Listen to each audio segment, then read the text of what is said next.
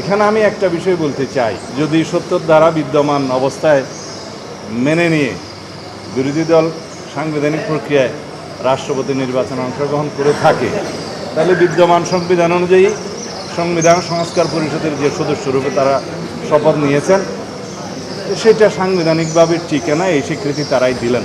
সেজন্য আবার অভিনন্দন জানাই। আমি অভিনন্দন জানাই বিরোধী দলকে। তারা বিদ্যমান সংবিধানকে মেনে সাংবিধানিক প্রক্রিয়ায় রাষ্ট্রপতি নির্বাচনে অংশগ্রহণ করেছেন।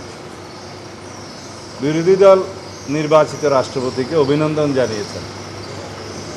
বিরোধী দল থেকে যিনি নির্বাচনে অংশগ্রহণ করেছিলেন ডক্টর অলি আহমদ সাহেব, তিনিও নির্বাচিত প্রার্থীকে অভিনন্দন জানিয়েছেন। এটাই গণতন্ত্রের সৌন্দর্য, এটাই গণতন্ত্রের জন্য শুভ লক্ষণ।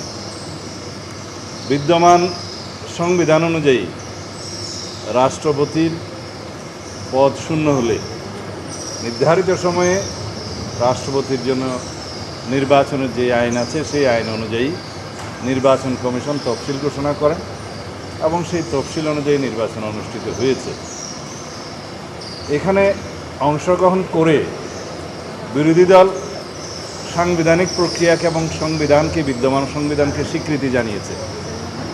সেজন্য তাদেরকে অভিনন্দন জানাই। বাংলাদেশে গণতন্ত্রের চর্চার মধ্যে বিরোধী দল, সরকারি দল তাদের নিজস্ব অবস্থান থেকে বিভিন্ন রকমের রাজনৈতিক বক্তব্য দিয়ে থাকেন, কিন্তু দিন শেষে সাংবিধানিক প্রক্রিয়াকে স্বীকৃতি দিয়ে তারা গণতান্ত্রিক প্রক্রিয়া অংশগ্রহণ করেছেন। এটাই হচ্ছে গণতন্ত্রের জয়যাত্রা এবং গণতান্ত্রিক প্রক্রিয়াকে স্বীকৃতি দেয়া। এখানে আমি একটা বিষয় বলতে চাই, যদি ৭০ ধারা বিদ্যমান অবস্থায় মেনে নিয়ে বিরোধী দল সাংবিধানিক প্রক্রিয়ায় রাষ্ট্রপতি নির্বাচনে অংশগ্রহণ করে থাকে, তাহলে বিদ্যমান সংবিধান অনুযায়ী সংবিধান সংস্কার পরিষদের যে সদস্যরূপে তারা শপথ নিয়েছেন, সেটা সাংবিধানিকভাবে টিকে না, এই স্বীকৃতি তারাই দিলেন।